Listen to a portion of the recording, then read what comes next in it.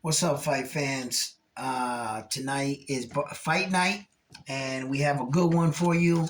We even got a hometown kid, Jermaine Ortiz, 16-0-1 and 8 knockouts versus Vasil High-Tech Lomachenko, 16 and 2 losses. Okay, now let's go over this. I did a little digging, and I asked a lot about, and I inquired about the sparring sessions with Ortiz versus Lomachenko. And in fact, in Lomachenko's last outing, Ortiz helped him train for his opponent.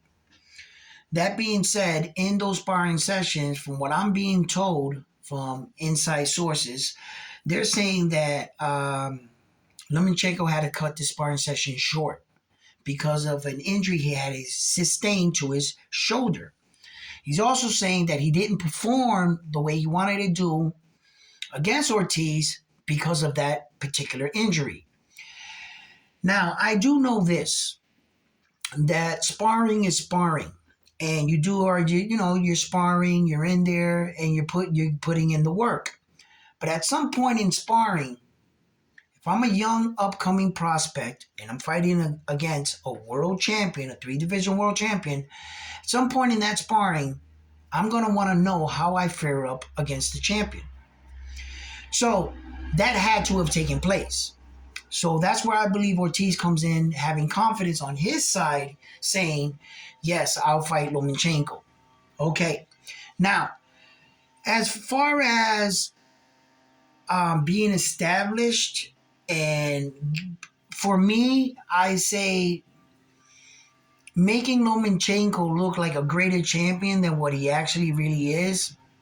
And no, I don't want to take anything away from Lomachenko, but this is why I'm bringing this channel to the forefront, so that I can tell you about some of the corruption and some of the things that happen in the sport of boxing that we really don't know about. Okay? For instance, okay, when Lomachenko fought to unify the WBC title, that title was vacated by Garcia. He vacated those titles, and Lomachenko was already a champion. Meaning, if you're already a champion in the division, you can't fight for a vacant title. That means whatever the number 1, number 2, number 3 guys would fight for the vacant title, the vacant WBC title, and the winner of that would then go ahead and fight Lomachenko to unify the titles. That's the way it should have went. But they wanted to push Lomachenko so fast up the division to make him the fastest undisputed champion. And they wanted to make him the fastest in the 4-belt era, which meaning the 4 sanctioning bodies that are world titles, and these are the only world titles: the WBC, the WBA, the IBF, and the WBO. The WBO just became one of the 4 in the late 2000s. Okay? So, that being said, what they tried to do was get Lomachenko there the fastest. And by doing that, they had to break rules in order to do that, because he didn't legitimately do it the right way. But now, if they were to offer you this as a fighter, would you take it? Probably would have did the same thing. Shit, any opportunity to win belts, never mind 3 belts, I'm jumping all over that as a fighter. But as for the favoritism and the corruption and how his promoters and the powers that be allow this to take place, shame on you guys, okay? Because you're trying to build a false narrative that he's this great champion, but he maneuvered his way to get there the fastest. He didn't have to fight the 20 fighters in between to get there. They just went, boop, boop, you're there. So, as far as it goes in saying, Lomachenko has a lot of boxing experience. He has gold medals. He has a lot of amateur boxing experience. Well, guess what? Amateur experience and gold medals is not going to win the fight tonight. That's not going to win the fight. And according to the numbers, as a professional fighter, Lomachenko only has 16 fights. And guess what? Ortiz has 16 fights. So as professional fighters, they've had the same amount of fighters. I'm not going to sit here and lie to you and try to paint a picture like Lomachenko's opposition wasn't greater than Ortiz's opposition. Oh, yes, it was. Lomachenko fought better fighters than Ortiz fought. But no discredit to Ortiz. He just didn't get those fights. Had they had called him and said, hey, you want to fight this guy? Ortiz would have been like, hell yeah. But send me the contract. Let's go. He just didn't get those kind of opportunities. Now, in his last outing, he proved that he belongs. He proves that he has the skills and the abilities to be there. Now, I saw him at the weigh-in. He looked a little drained, but he's gonna fill in the fight. The next day he'll fill in tonight. I would like to see what he looks like. And I think this is going to be a real interesting fight for Ortiz. Either way, he's young. He can rebound from a loss. As we can see that, there's been fighters in that same division that stock has gone up behind the loss. Pitbull Cruz lost to Tank Davis. His stock went up. Okay? So, that being said, can Lomachenko recover from a loss at this age? Now, like I said, the reason why I don't believe Lomachenko take the surgery is because he's 35 years old. You take a surgery at 35 years old, what that's going to get you out the game? 18, 15 months, 2 years? At 37 years old, going on 38 years old, you're walking out of the sport of boxing. You're at the tail end of your career. Now you got to get another comeback fight to see if the shoulder's working. Then what are you going to fight for a title at 40? Are you going to defend it? Like, his best options were to say, I'm going to Ukraine for the war and take a year off and heal. That was his best choice. So he takes the year off, heals up, comes back. They didn't pick this guy out of the sky. They didn't go and pick Ortiz. These matchmakers know what they're doing. Okay? And they know that what they're trying to do is put Vasyl Lomachenko in position for the next title fights. And how they're going to do that? Well, they're going to try to wait out Devin Haney. Devin Haney is rumored that he cannot make the 135-pound weight too much. His body is growing. He's outgrowing the division. So he's soon going to move up to 140. So what they're thinking is, let's take a fight to stay active. If he moves up, he vacates those belts. Guess who's in line for those vacated belts? Lomachenko, if he's successful tonight against Ortiz. Now, Ortiz can derail all those plans. And what's next for Ortiz? Well, if he was to win tonight, I don't believe they're going to give him a shot at Devin Haney. Okay? I don't believe that. I don't believe they're gonna come and automatically, because they got bigger fights with Devin Haney. They got other people that were in line to fight Devin Haney with bigger names. Tank Davis, Ryan Garcia. You even got some other fighters that are making a name for themselves. Pitbull Cruz is throwing his name in the mix. Okay, and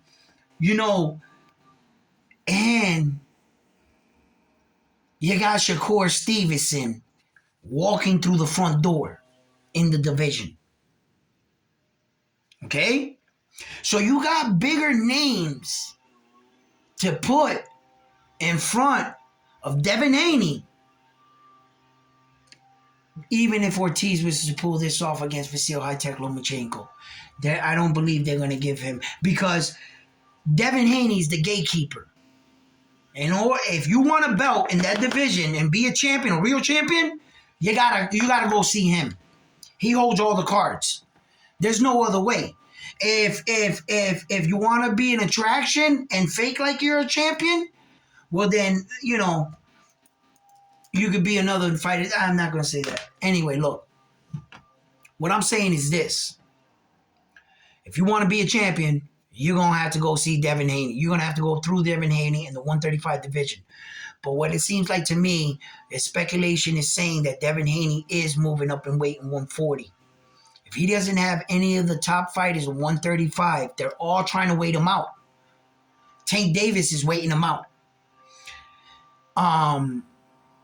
And he's got other issues with Ryan Garcia, in which that fight is never going to be made. That fight is just smoke screen upon smoke screen. You can see it. That fight will never be made. If that fight wanted to be made, it would have been made a long time ago.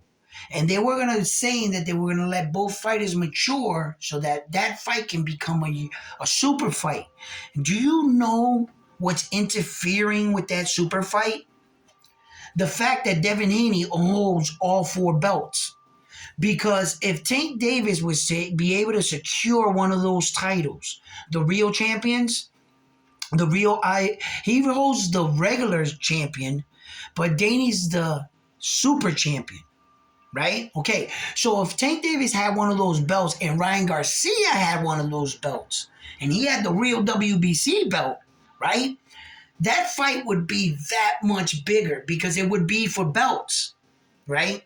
What's fucking everybody's money up and everybody's big fights, to tell you the truth, is Devin Haney. Because Devin Haney has all the belts.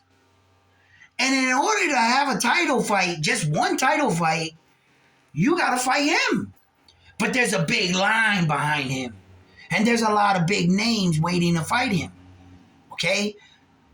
But ironically, nobody wants to fight him. Go figure. There's all these big names and all these big fights, but nobody wants to fight Devin Haney. I don't see nobody knocking down Devin Haney's door asking for smoke. Yo, Dev, you home? Bro, he'll answer the door. And then what you gonna do? What you gonna do then? All right? Listen, I'm not saying that there's not people in that division that can possibly beat him. Okay? Tank Davis is a special talent. Okay? Shakur Stevenson just walked through the door. Okay? But this is what I'm saying with our American fighters. Now, I support American fighters. I believe that American fighters are some of the best fighters in the world. And when I say American fighters, let's recognize that Puerto Rico is part of America, so they're in the cahoots with American fighters. Okay? So, that being said, I don't think that America supports a lot of the American fighters like the European fighters, right? But times are changing. And that's where I believe like people like Bob Arum are falsely accused of being racist because of the way that they come out. Bob Arum, I've met people like him before in my life, and I can truly say that I don't believe Bob Arum is a racist man. But I believe he's stuck in a specific time with today's business like mind frame. You understand what that means? Like when Bob Arum doesn't support a lot of black fighters, he blackballs a lot of American black fighters who were good fighters, like Crawford, like Terrence Crawford, in the situation that he's currently going with him, and all the tapes and everything. A lot of us know about what was going on, and if you want, I'll make a video about that. But the way I see it is he's not racist when it comes to black and white. He's racist when it comes to the business of who's marketable. A lighter skinned fighter versus a darker skinned fighter. That's where he's racist in. He still believes that boxing and black people don't support or buy or pay-per-views like white supporters. When he goes to a boxing match and he looks around, it's all white people in the crowd, right? But times have changed. Bob Arum really needed to go to a Terrence Crawford fight and look into the crowd and see how they're supporting their fighters now and see how boxing now we're starting to get behind and the money's flipped. Look at the Errol Spinks crowds. Look at the Tank Davis crowds. Okay? Bob Arum needs to come into times. But what he really thinks, if you have the complexion for the protection, then your career is highly headed in the right direction. Okay? But if you don't have the complexion for the protection, then you have the complexion for the neglection. Like my man Op TV says, I get that from him. He is not moving with the time, I believe, Bob Arum. And it's really making him look bad. Okay? But as far as him being like white and black racist, no, he's not racist like that. Business racist towards the black fighters, it's crazy that you have some of the greatest fighters in the world, but you don't feel like they're not marketable and that you're not going to get top revenue, right? If we take a look at the sport of boxing today and who the top selling fighters are, Canelo Alvarez, Tyson Fury. You see where I'm going here? Okay? All right? On October 15th, we just had a major fight card. And which I thought that the women shouldn't have been put on the same night when Deontay Wilder was fighting and Devin Haney, and you put them against Claressa Shields. When the women worked so hard to get a card all for themselves, and now you're putting them against these guys because the queen died. Because the fight wasn't scheduled at that time because, unfortunately, the queen died. So that being said, on that night, there were a lot of great fights. But I couldn't help but notice Deontay Wilder against that white dude. It was the co-main event. Okay? Think about it, people. Right? Claressa Shields and who she fought. Right? And then last but not least, Devin Haney and who he fought. Camboza? Listen, the entire night went like that. The entire night. Right? And Caleb Plant was the only one that knocked out his opponent with a vicious left hook, right? In the 9th round, right? He wins. It was like they were looking for the next Great White Hope, bro. And they put a lot of them out there that night to fight. And Caleb Plant was the only winner. And I think they're going to back him up next. And quote me on this right now. I'm going to call it right now. Canelo Alvarez's next fight, somehow, he's going to get out of that other thing. He going to fight Caleb Plant again. He's going to sign to fight Caleb Plant and say that he's going to give Caleb Plant a shot of a title. That's what he's going to do next. Mark my words. I bet you that happens. If it doesn't, all right, but I think that's going to be headed in that direction. Because he's gonna want to fight, and he's not gonna fight anybody in his division that is the best fighter. We already know that. Canelo Alvarez, Duck Alvarez, is gonna not choose to fight Benavidez, any of the Charlos brothers, He ain't fighting none of the top anybody. As a matter of fact, he said he didn't want Benavidez' belt. He didn't want to fight for that title. No sooner that he vacated it, he fought for the title. What a coincidence. Wow. Look, man, I don't have anything against Canelo Alvarez. I think he's a great fighter. Just like everybody else thought he was, and believed he was a great fighter. Get your money, boo-boo. You know what I'm saying? Nothing was wrong until he grabbed that mic and started saying he was the best in the world. Then everybody was like, whoa, whoa, whoa, whoa, whoa. We didn't mind you getting your money. We didn't mind you just skating through the division. But we ain't going to sit here and let you run your mouth about how you fought all the best fighters when you didn't do that. And now people are going to call you. You should have just been humbled about what you was doing and nobody would have been the wiser.